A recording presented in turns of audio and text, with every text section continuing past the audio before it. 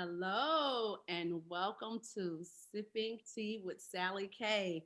I am so excited about today. I can hardly speak.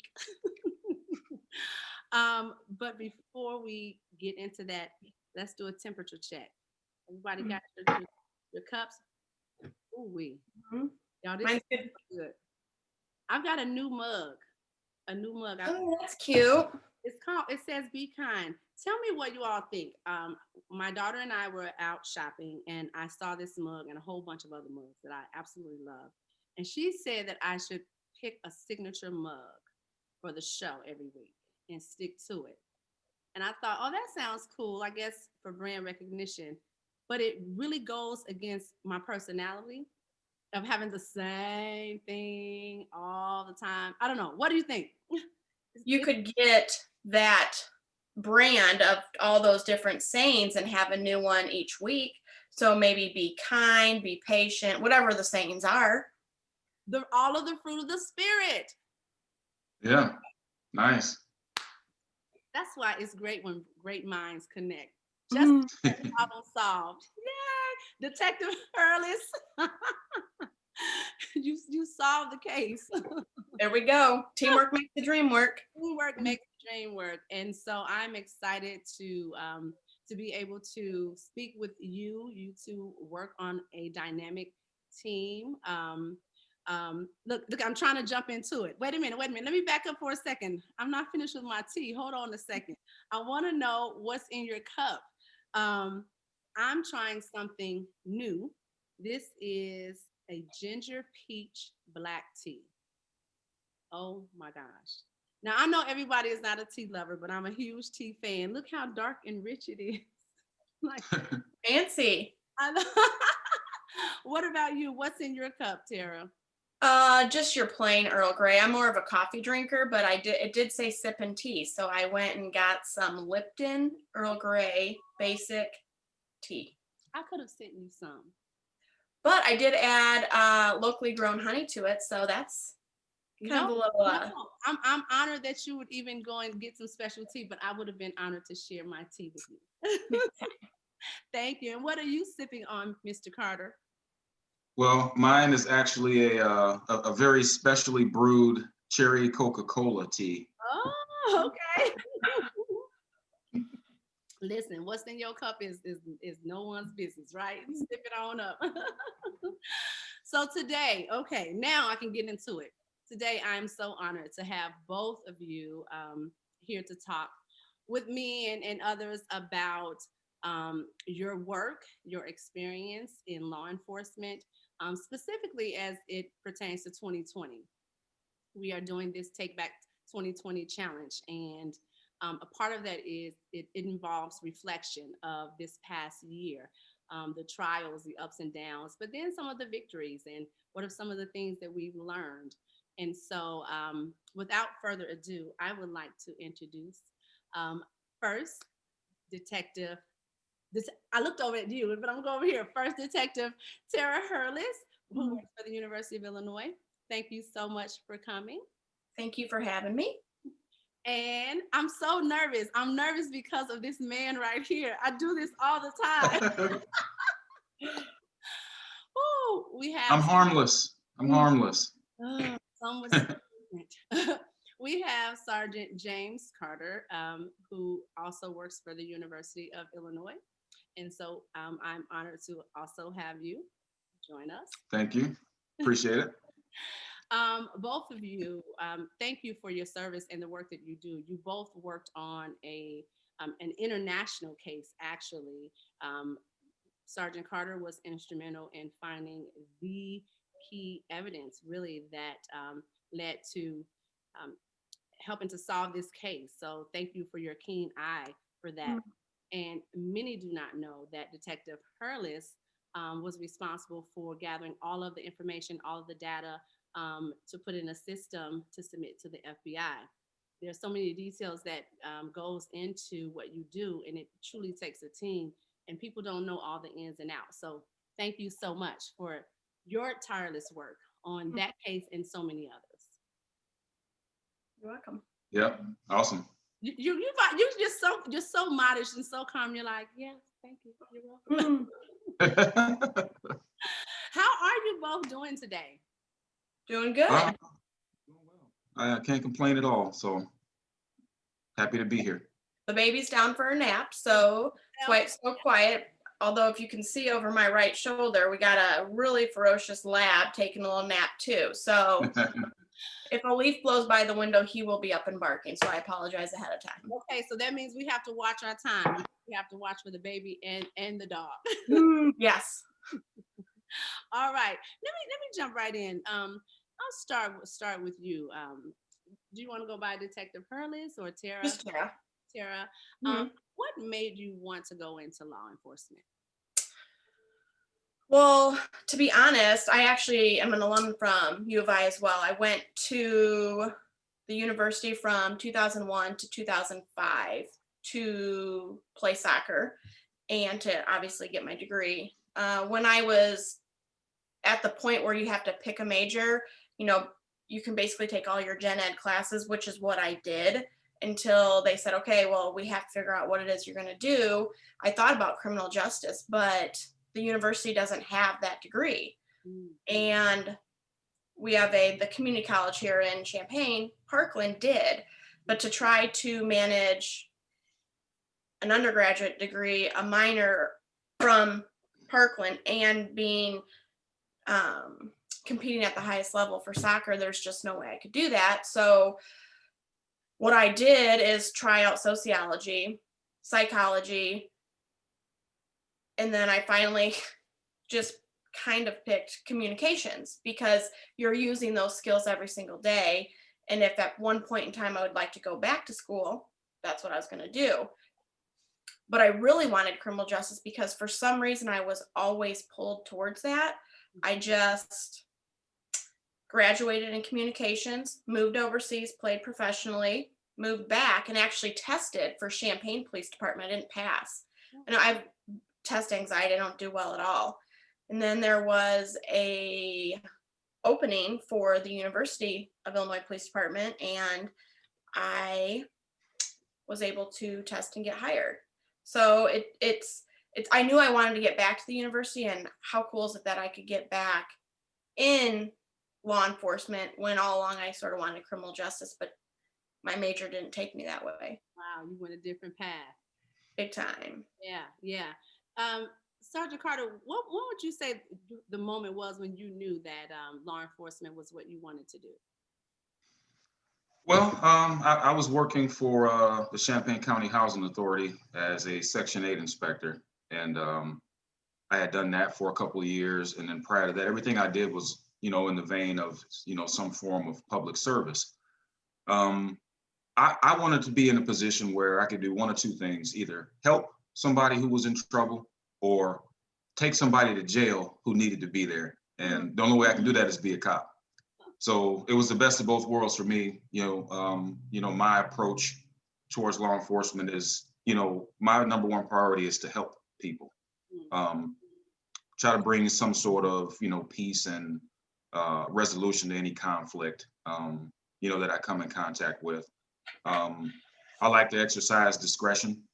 You don't always have to arrest, as an officer, you can use your discretion to say, is this a moment where, I should exercise my police powers and take somebody to jail? Or if the offense is minor enough, is this something that's worth me spending a little bit more time talking to this person and maybe offering, some solutions and choosing not to go, on the punitive side of giving them discipline.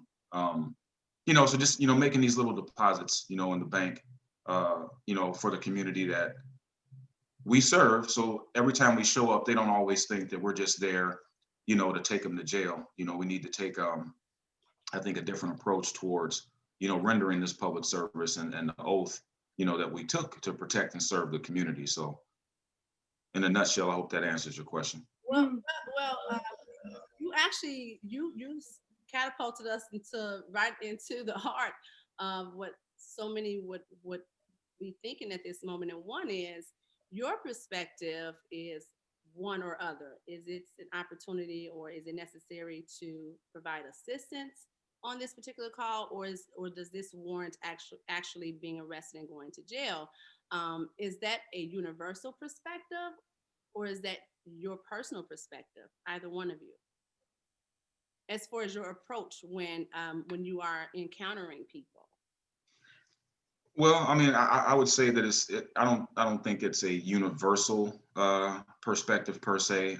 I do think police officers choose to exercise discretion, at different, points, during a shift or a month or whatever the case may be, and I think it basically goes from person to person, but it is a universally known concept that an officer is allowed to, use or exercise some discretion in the course of their duties.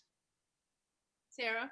I think when you're interacting with anybody in campus or the whole community, it's whether it be a teachable moment or if you're writing somebody a citation, you're doing it in a way where at the end of it, it's still a good interaction. Whether like I said, if they are being issued a citation somehow at the end of it, because you're showing respect and you're having an honest conversation about what was going on, they're thanking you for a citation, not upset with you. So I think my perspective of being an officer and having these interactions and relationships with the campus community, I want to be leaving a positive thought in their head, so that even though I may be getting out with you for whatever, you're jaywalking, let's just say that, I'm not coming down on you. We're using that as a teachable moment to maybe get a warning and say, hey, next time, make sure you're looking out for the safety of yourself and the safety of other people that are driving or riding their bikes on campus. And I think at the end of the day, if you leave a positive feeling with who you're interacting with, that's how you're creating and networking relationships within the whole community. Mm-hmm. I think globally, communities are wanting to see policing, wanting to look different, and your campus is no different. You are a part of a new program, the CARES program. You want to tell us a little bit about that, Sergeant Carter? Oh, the COAST program? Oh, I said, I'm sorry, the COAST program. Forgive me. Yeah, Coast cares, so it works. COAST, that's what made me think about this, because I know a little bit about the program. It really speaks to the type of policing that you two are speaking about. Mm-hmm. Yeah, so Chief Carey, who came to us, this is basically a program that she started back at UMB. So it's basically like two sides of it. There's a mental health side of it, and then there's a community, outreach or community engagement side of it. Lieutenant Landers is over the mental health side of it. We'll have 2 behavioral detectives and a licensed clinical social worker working full time. And then that's basically geared towards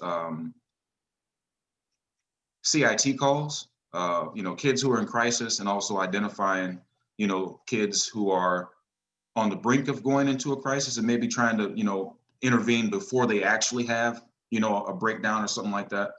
So that's what that side of it is geared towards. And then Tara and I are working on the community outreach portion, and we're charged with basically building relationships, repairing relationships, establishing new networks, with the community on campus and off, and also with DIA, the Division of Intercollegiate Athletics.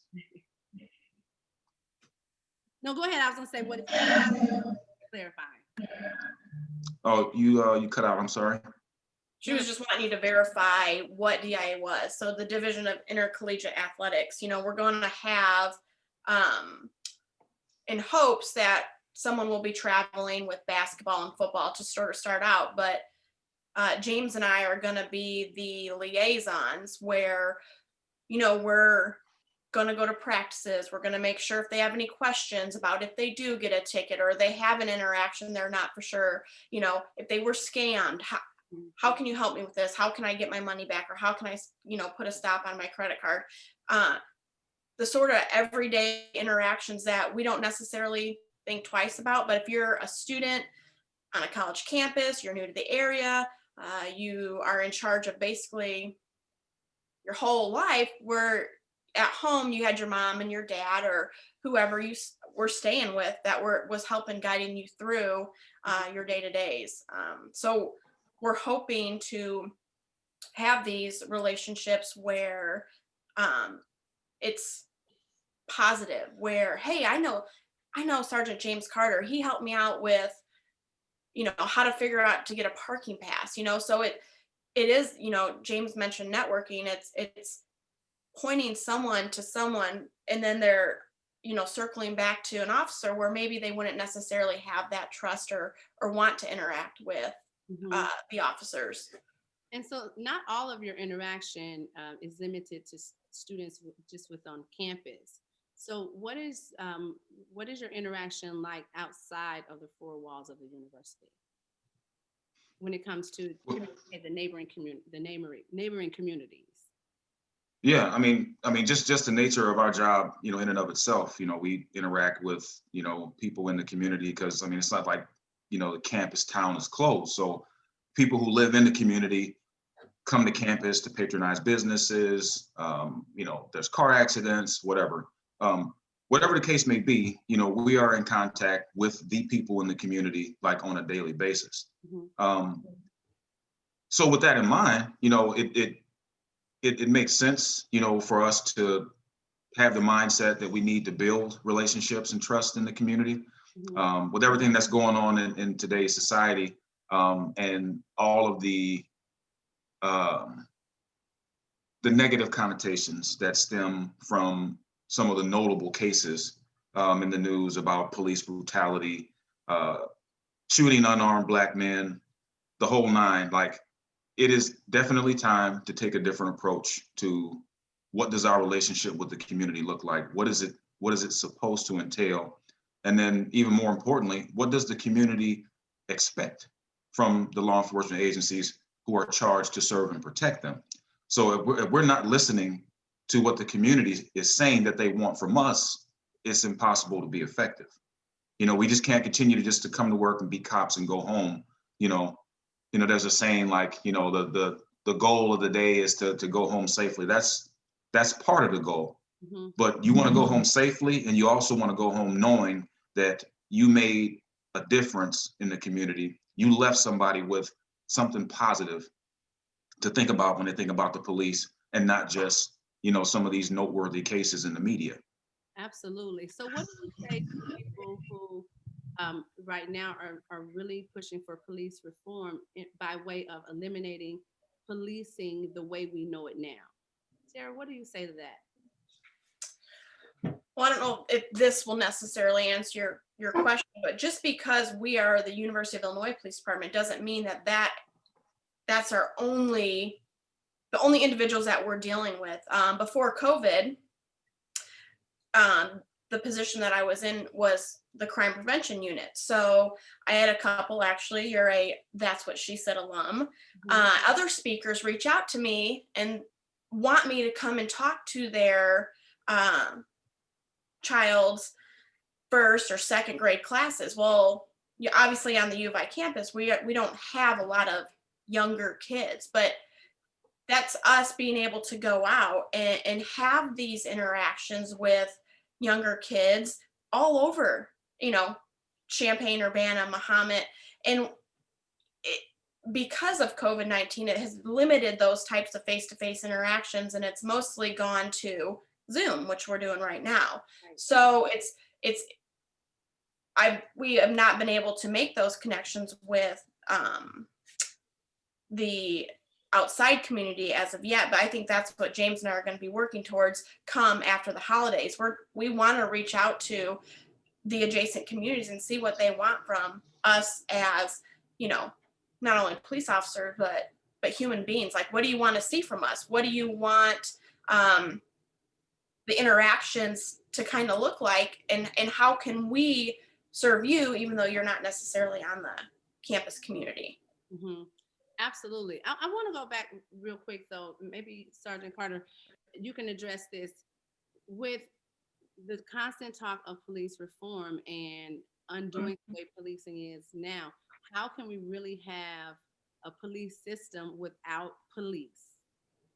How is that possible?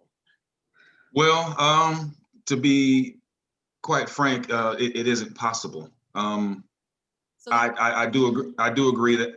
I'm sorry, what can this reform look like? What can this ideal new policing look like if it doesn't look the way it does now? Well, I think that's the $20 million question. That's what law enforcement agencies all over the country are trying to figure out, what that formula is, and what that looks like, and how that changes the dynamic between, the relationship between communities and law enforcement agencies. So I think it's an experimental process. I mean, nobody has, this magic formula just to make everything work. So if you look across the country, different agencies have implemented different community engagement pieces. They've implemented different ways to address crisis intervention calls. And in different areas, certain things might work. In another area, the things that were successful in another jurisdiction might not necessarily apply to where we are. So it's about keeping an open mind, and also paying attention to when you make a decision, when you change something and then you get positive results, hang on to that piece. And then the other side, where things still need to be kind of tweaked a little bit in order to, to make them work, keep experimenting with those things. And then that's how you design, a structure, and have a systematic way, of providing this new look, or this new reform way of administering, police support, protection, even responding to incidents where the use of force is absolutely necessary.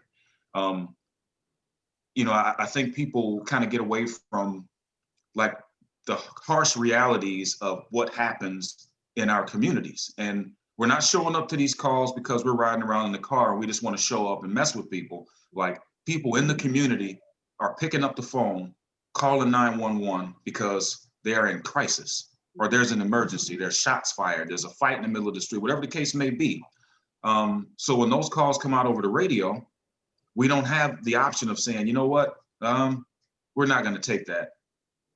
We'll let somebody else deal with it. We'll let people in the community deal with it. No, when that call comes out, when it gets dispatched and your badge number gets called to respond to that location, you're going. Mm-hmm. And you have to know, and you have to be prepared for whatever, is there when you show up. Mm-hmm. No matter what. I think, like, with what you're saying, we have to have open lines of communication between the police force and the community. And when you have those open lines of communication, I think there's times where there's hard discussions that would have to be had. But in doing that, I think as a whole, we all need to listen better, because it's not just communicating, but whatever is being communicated needs to be listened. And that's on law enforcement side and community side, because how are we going to, get better as a whole? And, you're talking about the reform, if we don't have those two things with communicating and actually listening, because that's two totally different things. Yeah, and that type of a conversation comes from two different perspectives as well. And so sometimes what we hear can be so hurtful, to the one receiving, that we want to shut down, and we find it difficult to receive it. So Correct. Yeah, I agree with that. What has 2020 taught both of you? Well, I would say, like, in a nutshell, I started a new position in January. We were sent home in March. My wife got COVID, so she had to obviously quarantine, as did I, but we couldn't quarantine from each other because at that point we had a 14-month-old. And so we're both working from home with a 14-month-old.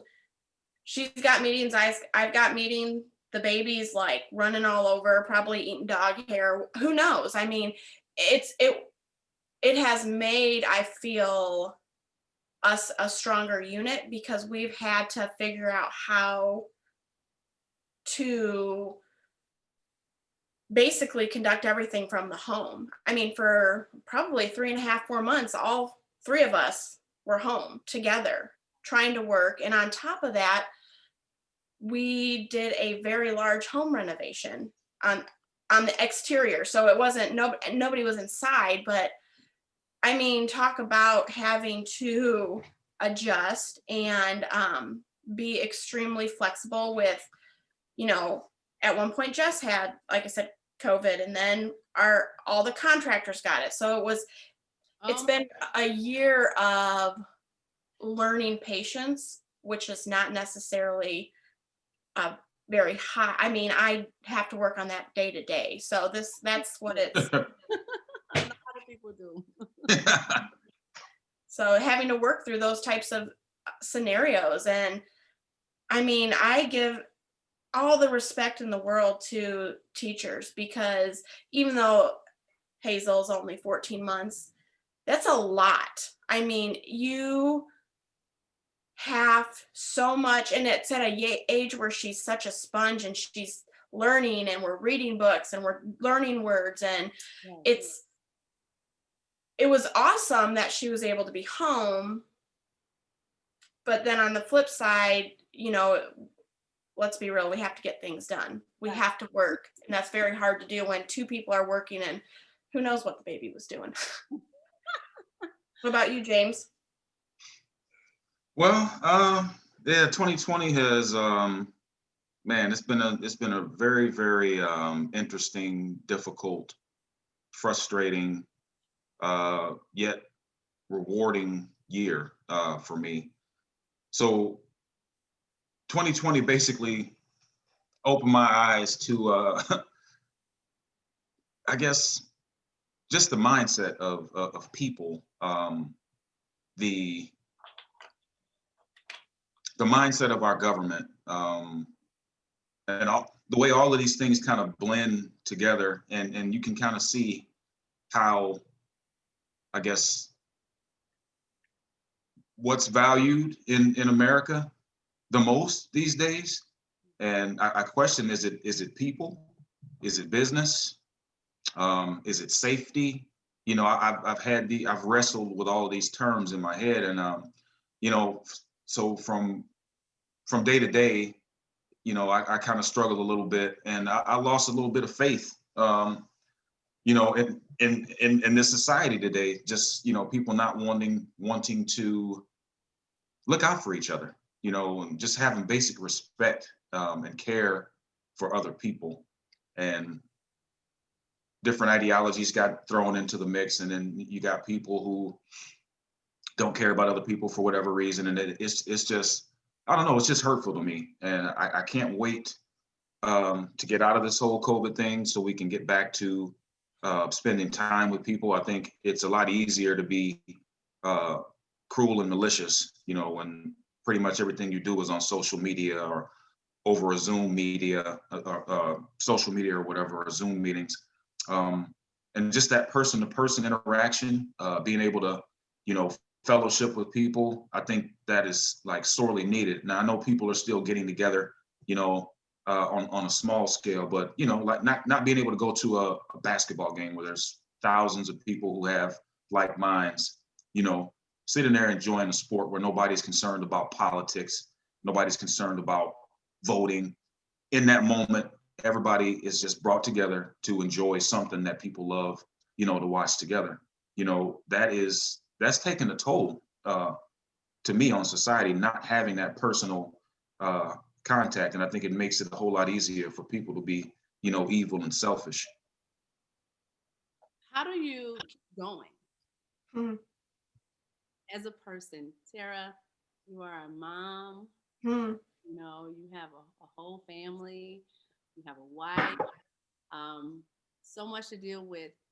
And I can relate as a mom, you know, as a wife, but then being a public servant and having to get up every day and, you know, turn on the news or go outside and have people not respect your decision every day to keep going. Um, how are you doing and how do you keep going? Well, I mean, I think what just keeps me going is because I look at the fact that we do have a daughter, and I want to be a positive role model and sort of pave the way for hopefully a better, you know, worldly experience. And I say worldly because I'm not just talking about, you know, Champaign, Urbana. I'm talking about all over. Because I think James is right. Like, we having that human connection and contact is what I think can help bring people together even more. So, I mean, it's this year has been hard. It's hard to keep going because me, I am a people person. I like getting out and interacting, especially in this awesome position that I'm in now at the police department. I can somewhat help build and repair and maintain relationships that I think have been broken over the years within our campus community and adjacent communities. So that's what keeps me going, because I know that even though right now I'm waking up every day and I'm staring at a computer, I'm not having that interaction and having those conversations face to face. Like James said, once we're out of this, I think that's what it's all for, because hopefully we're still interacting and at least building some sort of new relationships by networking, reaching out to basically everyone and anyone that wants to listen to us and have these conversations. So it's Well, it's you're some holding up. You're holding up well from oh what we can see, but I know it's oftentimes it's the strong people that we think, oh, they're doing great. So yeah. again, thank you. I just want to do a check in on you. Thank you for holding on. That Mhm. baby is adorable. That's what's, I mean, it's crazy seeing everything. You know, I've babysat my whole life, but when it's your own baby and you're asking questions now to her and she understands what you're asking and she'll say yes. And I mean, that is just, talk about, it just melts your heart, you know? So that's why you keep going, because you just want to keep being a good example Mhm. for her.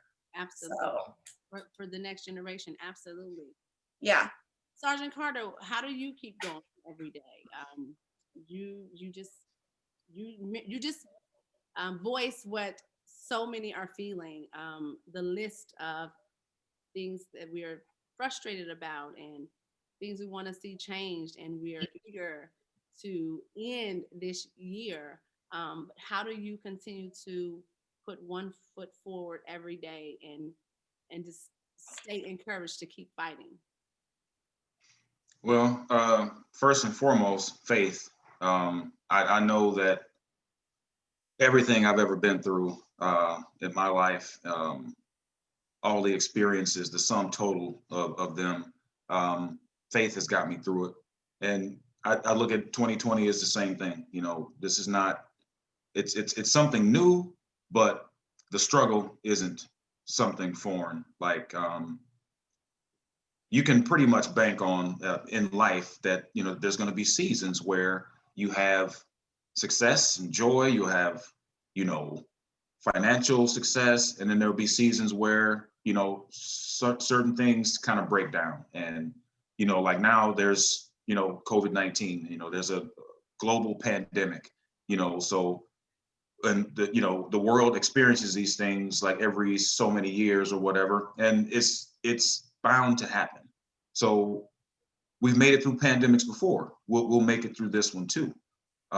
So I have hope, knowing that regardless of what actually happens in society or in the world, that if we take the necessary steps, if we stay faithful to, you know, to what we know to do, be true to ourselves and care about the people around us, we'll make it through this too. So that's how I keep going. It's not in my DNA to just flat out quit and give up. You know, there are some things, some responsibilities, you know, that I have said I don't want these anymore. You know, for whatever reasons. But just to quit and give up, or, you know, just to not have hope and continuing to move forward, I don't know that life. And I got a wife that wouldn't let me quit even if I wanted to. So. I know that's right. Yeah. As we move forward with planning for 2021, what are your expectations as officers of the community? And because this is a community effort, the work that you do, and community members always have a list of what we expect from law enforcement. Um, what do you expect from us? Well, I think I'm going to go back to what I said a little bit ago. Like, I want to have open lines of communications, but what I think everybody in the community has to be okay with is kind of being uncomfortable with these conversations, because we're just not police officers. We just happen to be a police officer. We're human beings just like everybody else. So I think to get through the year, we have a short time left, and to move forward, we have to have these conversations. So one thing James and I want to do is go out and we'll go door to door.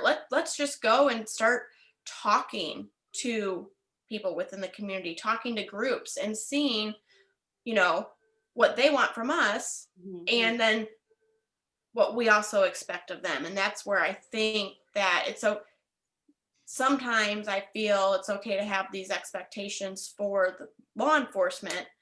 Um, but we also want to be able to communicate what ours are back to that community, and realize that we don't have to always agree. Mhm. That's okay. Mhm. But to know that we can have these conversations and we're getting stronger as a whole, that's what my outlook would be. Then what happens after the conversations? Because I think historically, conversations have been had, but then it stops with the Right. conversations. What? Well, we have to maintain those conversations, relationships, interactions.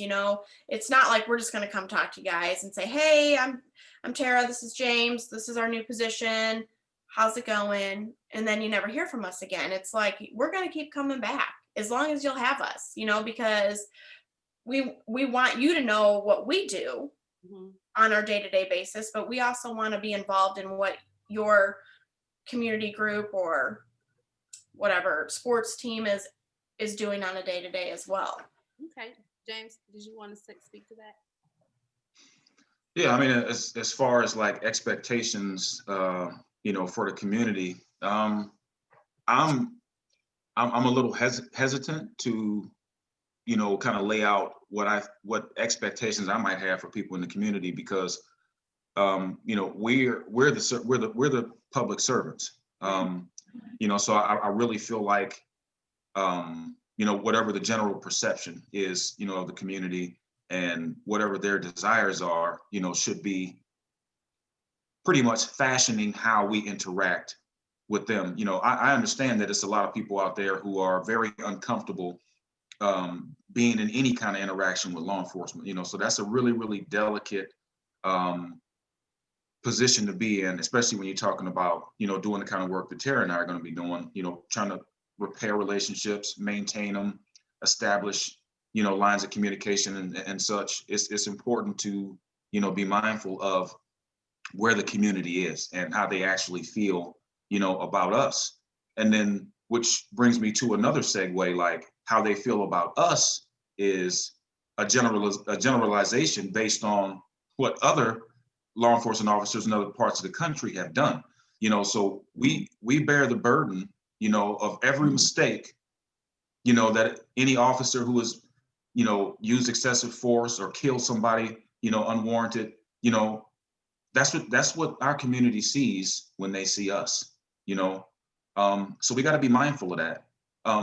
The only thing I would ask community members is to judge us according to what we have done. Mm. Can't get rid of that stigma that our brothers in blue in other parts of the country have done. There's no way to escape that stigma, but don't forget about us and what we've done in the community and what our reputation is here in Champaign-Urbana. Just try to remember just a little bit about who we are.